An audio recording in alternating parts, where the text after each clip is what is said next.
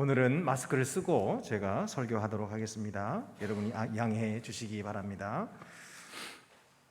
우리가 잘 아는 것처럼 하나님의 속성에는 두 가지가 있습니다. 비공유적 속성 그리고 공유적 속성이라는 것입니다. 비공유적 속성이란 하나님의 초월성 같은 겁니다. 하나님은 우리와 너무나 다르신 분이시죠. 이 세상에 속한 분이 아니시고 초월하신 분이시기 때문에 이것은 우리와 다른 점입니다. 우리는 그의 피조물에 불과하고요, 하나님만이 초월하신 분이시죠. 또 하나님의 독립성, 이것 역시 그는 스스로 존재하시는 것이죠. 그리고 스스로 충분하신 것입니다. 또 하나님의 불변성도 있습니다. 그는 변화로부터 자유로우시고 행동에 있어서도 정적으로 일관적이신 것이죠. 그리고 그의 무한하심도 비공유적 속성입니다. 모든 시간의 한계, 공간의 한계에서 하나님은 자유로우신 것입니다. 그의 완전하신 무소부재하심, 이것 역시 그는 무한하시다는 겁니다. 단순성도 있습니다. 그의 속에는 갈등이 없다는 것이죠.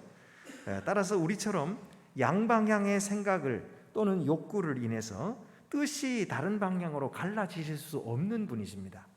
자, 이런 것들을 비공유적 속성이라고 하는데, 그것은 하나님과 인간이 함께 소유하는 그런 특성이 아니라는 거예요.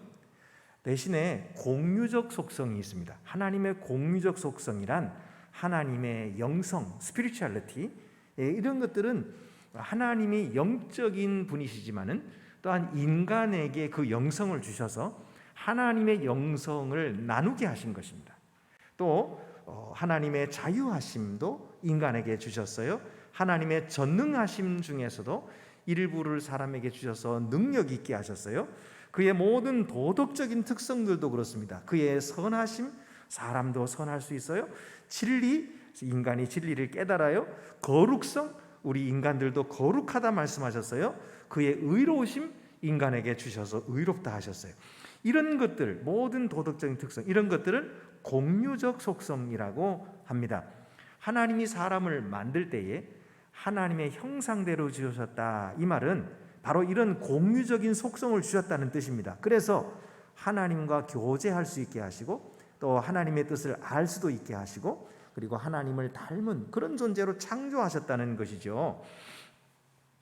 그래서 하나님은 처음 사람을 지으실 때에 원래는 선하게 지으시고, 그리고 진실하게 지으시고, 거룩하게 지으셨다, 바르게 지으셨다는 것입니다. 전도서 7장 29절에 하나님은 사람을 정직하게 지으셨다, 이것을 소위 경건함이라고 말하는 것입니다. 그런데 이 하나님의 형상이 사람이 범죄할 때 타락해가지고 그걸 잃어버리고 말았어요. 그래서 사람 속에 있는 이 하나님의 형상이 우주적으로 일그러진 것입니다. 모든 인간들이 경건함이 훼손되고 불경건하게 되었습니다. 그러나 성경은 말해주고 있어요. 하나님이 그의 놀라운 구원의 계획을 이루심으로 말미암아 오늘도 하나님은 믿는 사람들 속에서 그 하나님의 형상을 회복시키시는 일을 하고 계신다는 거예요. 그래서 이 그리스도인들은 바로 이 하나님의 역사하심으로 말미암아 하나님의 형상이 회복되고 있다, 그렇게 말씀하시는 것입니다. 그래서 이런 공유적 속성들이 점점 더 회복되고 늘어나고 강화되는 것이죠. 이런 공유적 속성 가운데에 한 가지가 오늘 말씀드리려고 하는 지혜다 하는 것입니다. 하나님은 지혜시죠. 그런데 그 지혜의 일부분을 사람과 함께 나누신다는 것, 신학자들이 그렇게 말해요. 그래서 성경은 우리에게 지혜를 가져라, 지혜를 얻으라, 이렇게 말씀하십니다. 에베소 3장 15절 17절에 그런즉 너희가 어떻게 행할지를 자세히 주의하여 지혜 없는 자같이 하지 말고 오직 지혜 있는 자같이 하라. 또 야고보서 1장 5절에도 너희 중에 누구든지 지혜가 부족하거든 모든 사람에게 후히 주시고 꾸짖지 아니하시는 하나님께 구하라 그리하면 주시리라. 이 지혜를 얻으라 하고 말씀하세요. 그러면 우리는 어디서 지혜를 얻을 수가 있나요? 어떤 단계를 밟아야 이 선물을 받을 수가 있을까요? 첫째는 하나님 경외하기를 배워야 지혜를 얻습니다. 시편 111편 10절에 여호와를 경외함이 지혜의 근본이라 하셨고, 잠언 9장 10절에도 여호와를 경외하는 것이 지혜의 근본이라 하셨어요. 그렇기 때문에 여호와를 경외하지 아니하면 지혜를 얻을 수가 없어요. 그러나 여호와를 경외하는 자는 지혜를 얻게 됩니다. 두 번째는 하나님의 말씀을 받는 법을 배워야 됩니다. 지혜는 말씀 속에 거룩하게 기록되어 있기 때문입니다. 그래서 하나님은 하나님의 계시를 받아들이는, 그래서 그 받은 계시를 삶 속에서 적용하는 사람에게만이 이 지혜를 알리시고 계시는 거예요. 그래서 성경의 말씀, 하나님의 말씀을 받는 법을 배워야 된다. 시편 119편 98절 99절에 보면은 주의 계명들이 항상 나와 함께 하심으로 그것들이 나를 원수보다 지혜롭게 하나이다. 주님의 계명들이 나를 지혜롭게 한다고 말씀하셨고, 내가 주의 증거들을 늘 읊조림으로 나의 명철함이 나의 모든 스승들보다 나으며 그랬어요. 주의 계명을 늘 읊조리니까 주님의 이 증거들을 늘 묵상하고 그리고 암송하고 그렇게 되니까 내가 나의 명철함이 우리 스승들보다도 더 높아진다. 바울도 권면하기를 골로새 3장 16절에 그리스도의 말씀이 너희 속에 풍성히 거하여 모든 지혜로 피차 가르치며 권면하고, 그리스도의 말씀이 우리 속에 거하시면은 이 지혜가 생겨가지고 다른 사람도 함께 이 지혜를 나눌 수 있다. 그렇게 말씀하시는 겁니다. 자, 그러면 우리가 이렇게 지혜를 얻을 수가 있는데, 그러면 지혜가 아닌 것은 무엇일까요? 지혜가 아닌 것. 여러분, 이 기차를 좋아하시는 분은 서울역에 가면은 여러 종류의 기차들이 있지요. 그 기차들이 빨리 가는 것도 있고 느리게 가는 것도 있는데, 그런 모든 기차들을 보면서 좋다 그럴 거예요. 그리고 거기서 계속 지켜보면은 뭘 알게 되냐면, 이 기차는 몇 시에 출발하고 저 기차는 몇 시에 도착하고 이름까지 다 알 수 있을 거예요. 그래서 그 원리대로 착착착 진행되고 있는 거예요. 그런데 만약에 우리가 여기보다 더 높은 곳에 올라가면, 예를 들면은 전국 철도 중앙관제센터 이런 데 갈 수 있다면은 뭘 볼 수 있을까요? 전국의 철도망을 다 한눈에 볼 거예요. 그리고 거기에 많은 전광판 불빛이 이 기차가 지나가고 있고, 또 어떤 기차는 서 있고, 이런 거 모든 관제하는 센터에 다 올라가면은 다 볼 수 있을 거예요. 그래서 이제까지는 몰랐는데 저 기차가 왜 저렇게 길가에 저렇게 서 있나 했더니 이게 중앙관제센터에서 이거를 다 조정하고 있었구나 하는 사실을 알게 될 거예요. 여러분, 이것처럼 우리가 하나님의 지혜를 얻게 되면은 이 세상의 모든 법칙과 이 세상 모든 만물의 이치를 깨닫게 될 것이다, 이렇게 생각하는데 그게 착각이에요. 우리는 생각할 때에 하나님과 가까워지면 이 세상에 일어난 일들의 의미가 무엇인지, 하나님의 왜 그렇게 하시는지, 무슨 목적으로 이런 이상한 일이 벌어지게 하시는지를 다 알게 된다고 생각합니다. 그리고 그것이 지혜라고 생각하는데, 또 내가 이런 것을 알지 못하면, 내가 이해할 수 없는 일들이 벌어지면 나는 아직도 하나님과 덜 가까워서 이해하지 못한다, 영성이 부족해서 이해하지 못한다고 생각합니다. 그래서 나는 지혜가 없어서 이해하지 못한다고 생각하는데 그것은 전적인 착각입니다. 그게 잘못 알고 있는 거예요. 지혜란 그런 것이 아닙니다. 그리스도인들은 우울감을 느끼지요. 또 그리스도인들도 육체적인 고통을 느끼고 정신적으로도 영적으로도 너무너무 힘들어서 아주 기진맥진한 상태가 될 수가 있어요. 사람들은, 우리 그리스도인들은 이런 일은 해봐야 쓸모없는 일인데 내가 그 일 왜 했지? 내가 앞으로는 그런 일을 절대로 실수하지 말아야지, 그런 일을 분간해가지고 내가 하지 말아야지, 그렇게 생각을 합니다. 그런데요, 사실은 하나님께서 우리에게 특별한 경우에 특별한 이런 그 필요를 우리에게 공급해 주시고, 그래서 우리가 야, 이게 어떻게 된 일이야? 참 신기하게도 하나님이 이런 것을 나에게 주셨네. 그리고 기뻐하고 하나님의 뜻을 깨달았다. 또 하나님의 이 그 하시는 그 원리를 이제 나는 알았다. 이렇게 생각할 때가 있습니다. 그런데 그럴지라도 우리가 하나님의 목적, 하나님이 이 세상의 일들을 운행하시는 그 목적을 이해할 수 있는 것은 아니라는 거예요. 하나님이 선물로 주시는 지혜라고 하는 것은 이 모든 것을 다 알 수 있게 하는 것이 아니라 다 알 수 없다는 사실을 알게 하는 것입니다. 이 세상의 모든 어려운 일을 다 행할 수 있게 해주는 것이 지혜가 아니라 내가 아무리 애를 써도 할 수 없구나 하는 사실을 알게 되는 것이 지혜라는 것입니다. 오늘 제가 설교하는 것이 굉장히 사변적이어서 어려울 수 있습니다. 그러나 이 말씀은요, 아주 우리 삶에 실제적으로 일어난 일들이에요. 실제적으로 우리가 고민하는 일들이에요.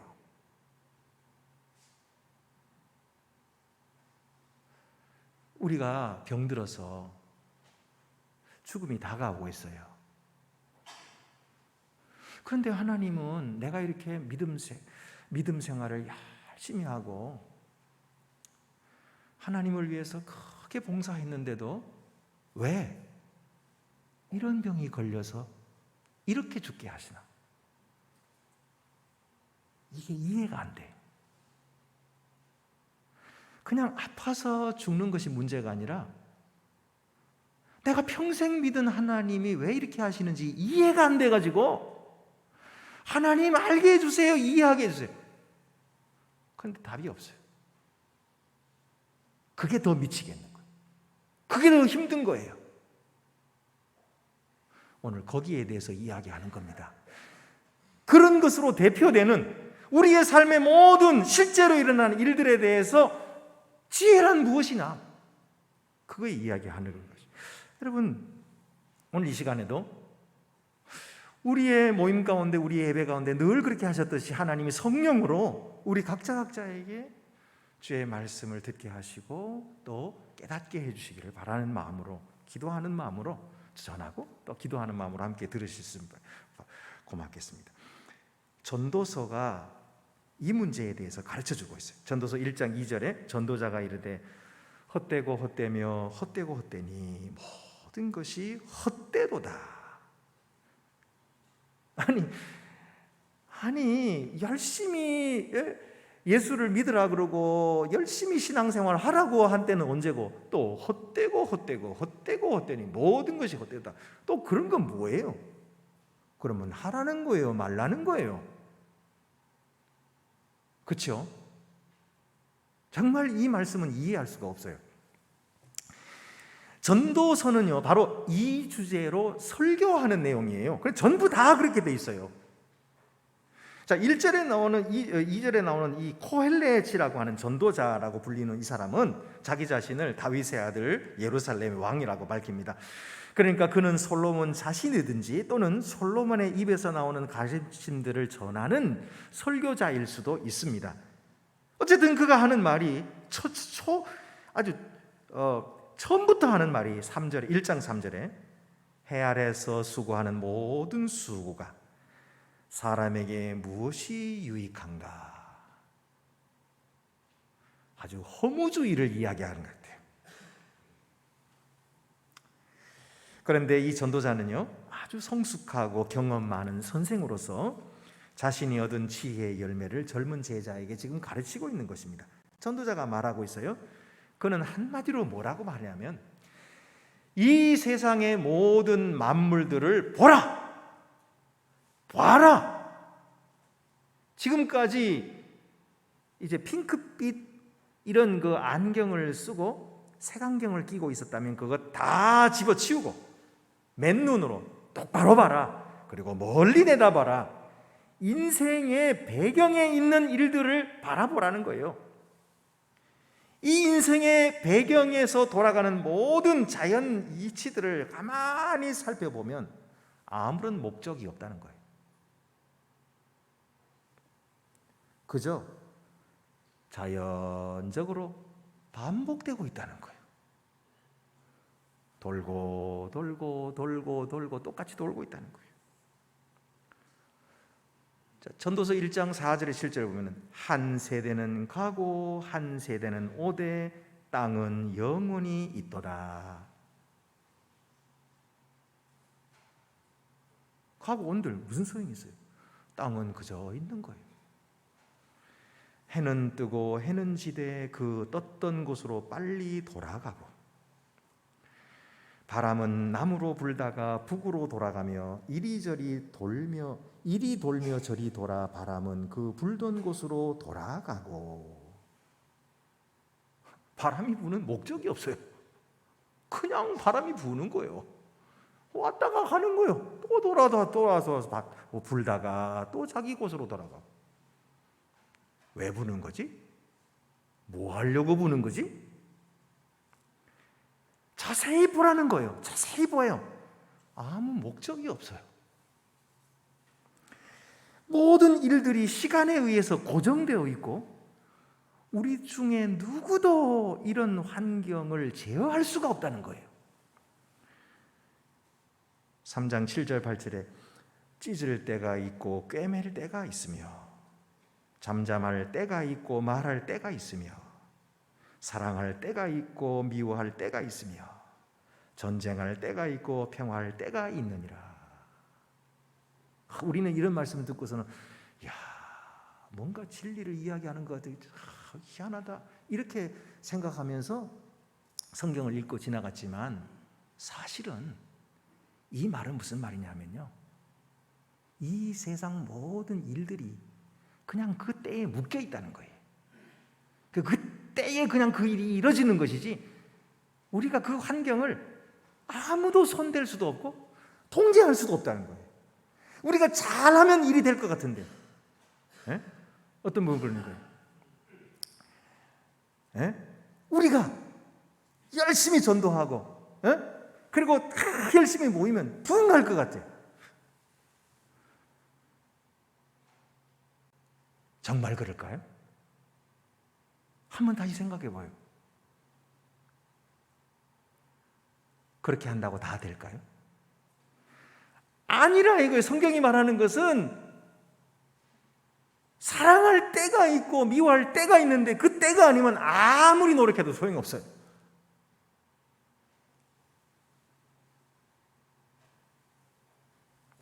게다가 죽음이라는 것도, 죽음, 모든 사람에게 조만간 찾아오는데 갑자기 찾아옵니다.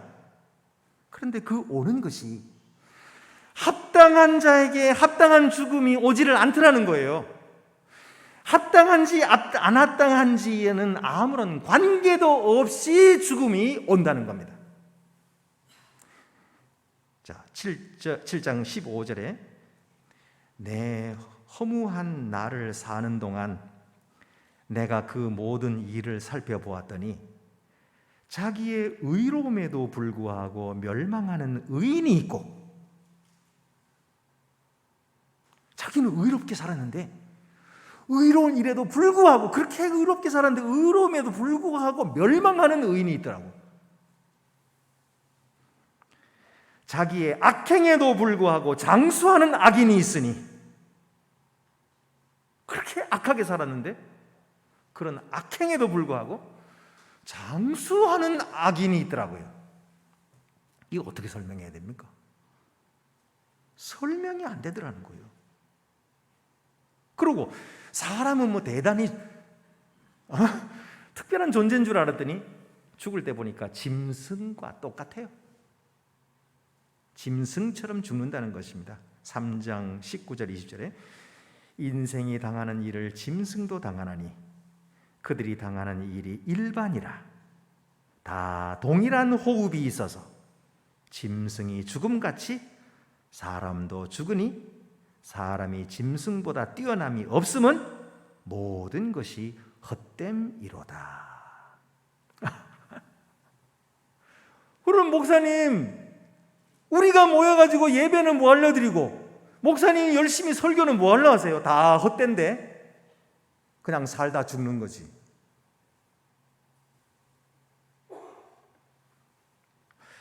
그런데 전도서는 계속해서 눈을 똑바로 뜨고 세상의 모든 일들을 직시해서 보라는 거예요. 잘 보면 선한 사람이 악한 사람처럼 죽고 지혜로운 자와 어리석은 자가 똑같고 악이 활개를 치고 있고 악한 자가 번성하고 선한 자는 그렇지 못하다는 것입니다. 8장 14절 세상에서 행해지는 헛된 일이 있나니 곧 악인들의 행위에 따라 벌을 받는 의인들이 있고 의인들의 행위에 따라 상을 받는 악인들도 있다는 것이라. 내가 이르노니 이것도 헛되도다.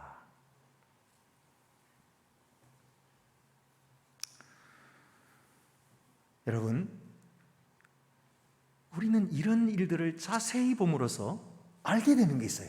그것은 뭐냐면 이 모든 것을 볼 때에 우리는 하나님이 행하시는 사건들을 이해할 수 없다는 사실이에요.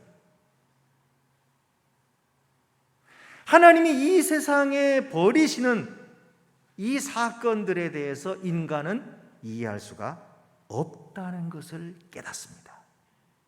우리가 알아내려고 하면 알아내려고 할수록 모르게 되는 거예요. 그래서 3장 11절에 하나님이 하시는 일의 시종을 사람으로 측량할 수 없게 하셨도다. 하나님이 하시는 일을 사람이 측량할 수 없게 하나님이 하셨다. 그래서 우리는 하나님의 목적을 이해하려고 노력할수록, 이해하려고 하면 할수록 만물에는 목적이 없다는 사실을 분명히 알게 되고 점점 더 알게 됩니다. 그래서 점점 더 혼란스러워집니다. 아니 뭐야? 내가 이제까지 믿은 게 뭐야? 내가 이제까지 신앙생활했다는 게 뭐야? 안 맞네. 그리고 인생이 정말로 아무 의미가 없어 보인다는 결론에 더욱 도달하게 됩니다. 아, 인생은 아무 의미가 없구나. 정말 웃기는 거는요, 빨리 죽어야 할 가치 없는 것들은 생존하고 있고요, 오래오래 살아야 할 가치 있는 것들은 빨리 죽어버린다는 거예요. 그래서 전도자는 실제적이 되어서 얼굴과 얼굴을 대면하듯이 삶을 있는 모습 그대로 보라고 말합니다. 그렇게 하기 전에는 결코 참된 지혜를 얻을 수 없다. 이것부터 분명히 봐라.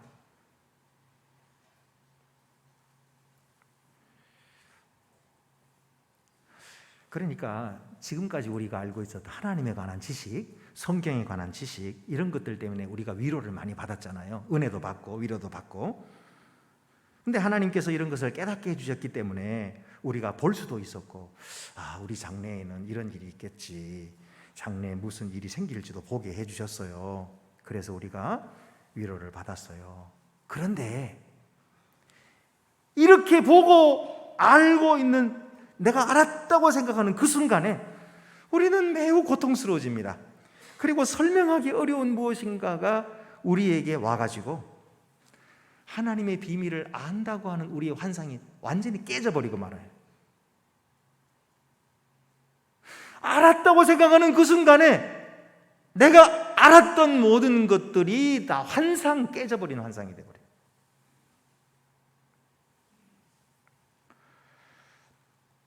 그래서 우리의 자존심이 상처를 입습니다. 그래도 나는 의롭게 산다고 살아왔는데, 근데 이게 뭐야? 내 인생이 뭐야 이게? 나는 그래도 바르게 산다고 애를 써서 살아왔는데 결과가 이게 뭐야?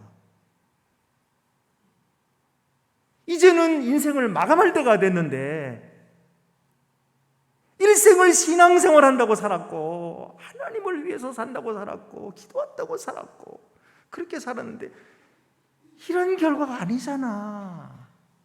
이래서는 안 되는 거 아니에요, 하나님? 왜 이러는 거예요? 왜? 그래서 미칠 지경이 되는 거예요. 미칠 지경이. 그래서 우리 자존심이 다 깨져버리는 거예요. 그리고 하나님은 너무 무심하시다.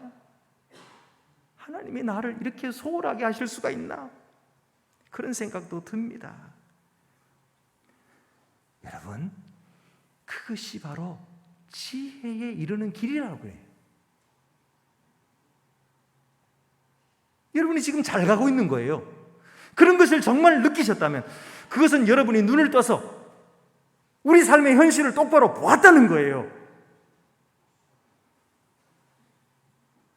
그래서 하나님이 보여주시는 참된 지혜가 무엇인지를 깨달을 때가 됐어요.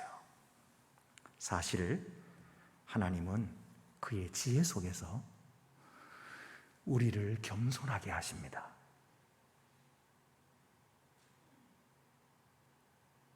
우리가 안다고 자랑하고 우리가 이루었다고 생각하고 나는 최선을 다했다고 생각하는 그 자존심을 무너뜨려 버리시는 거예요.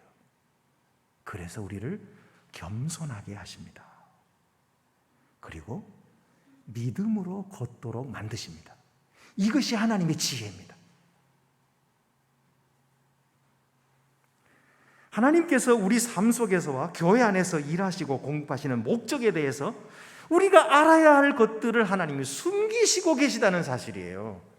그래서 11장 5절에 보면은 바람의 길이 어떠함과 아이 벤 자의 태에서 뼈가 어떻게 자라는지를 네가 알지 못함 같이 만사를 성취하시는 하나님의 일을 네가 알지 못하느니라. 알지 못하느니라. 이것이 하나님의 지혜다. 이것을 아는 것이 지혜에 이르는 길입니다. 여러분 생각해 보세요. 이 놀랍고도 복잡한 세상의 질서를 누가 만드셨어요? 하나님이 만드셨어요. 하나님은 우리를 얼마나 사랑하셔요. 이 구원을 위해서 애굽에서 노예생활을 있는 이스라엘 백성들을 건지시는 그 구원의 계획을 하나님께서 계획하셨어요. 그리고 또 후에는 죄와 사탄으로부터 더 위대한 구원을 계획하신 그 하나님께서 그가 하시는 모든 일들을 알고 계시는 것입니다. 비록 그의 손안에 있는 것들이 숨겨져서 보이지 않는 그런 일들일지라도 하나님은 그 일들을 잘 행하시고 계시는 거예요. 그래서 이 지혜를 가진 자는 하나님의 길을 분간할 수 없을 때조차도 그를 신뢰할 수 있어요. 그리고 즐거워할 수 있습니다.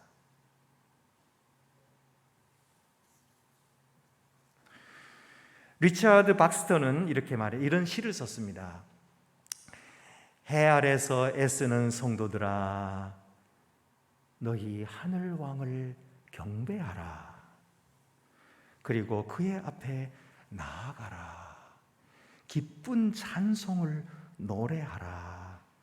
그가 주시는 것들을 받으며 여전히 그를 찬송하라. 그대들이 좋을 때나 병들 때에도 그는 언제나 살아 계시니.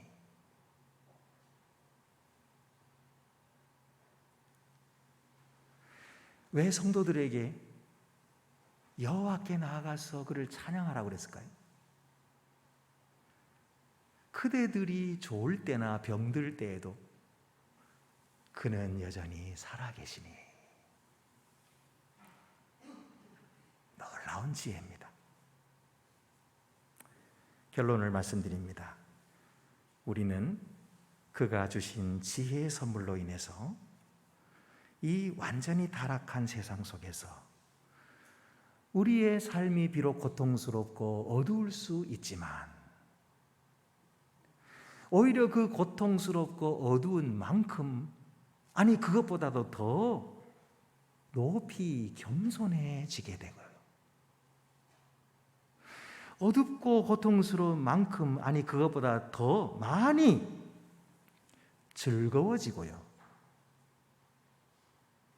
그리고 경건해지며 더욱 그의 뜻을 빨리 알아차리게 됩니다. 이것이 지혜예요. 이 지혜를 가진 자는 그 뜻을 위해서 더 결단하게 되고 이제까지 되던 일들이 덜 문제가 됩니다. 문제가 안 되는 건 덜 문제가 됩니다. 그리고 성가셨던 일들이 덜 예민해지고 길을 찾지 못해도 덜 방황하게 되는 것입니다. 그래서 신약 성경은 바로 이 지혜의 열매가 평화, 겸손, 사랑 같은 것이라고 말씀합니다. 한마디로 말하면 그리스도를 닮은 것이다.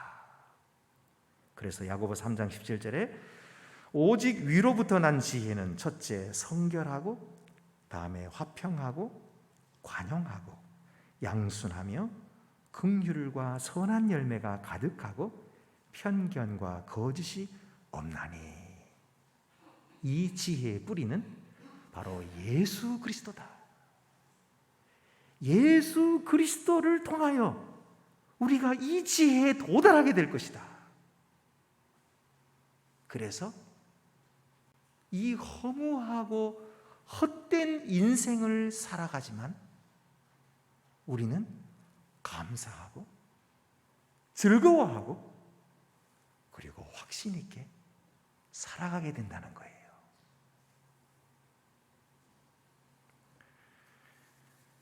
예수께서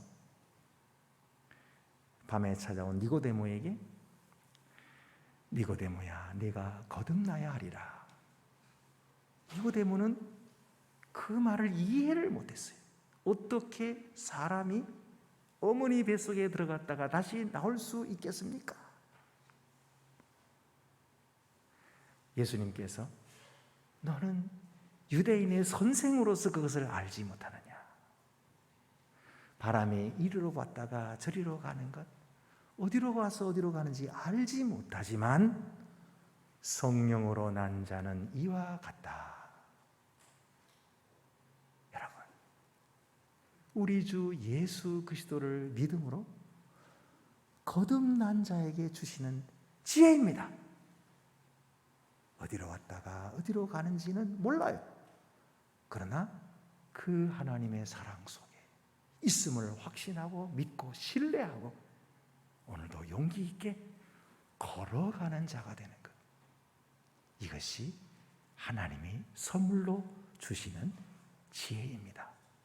이 지혜가 여러분의 삶에 더 풍성해지기를 바랍니다. 기도드리시겠습니다. 은혜로우신 하나님 아버지, 우리는 참된 지혜를 찾는다고 하면서 그 지혜를 얻기만 하면 하나님처럼 모든 것을 이해할 것이라고 생각했습니다.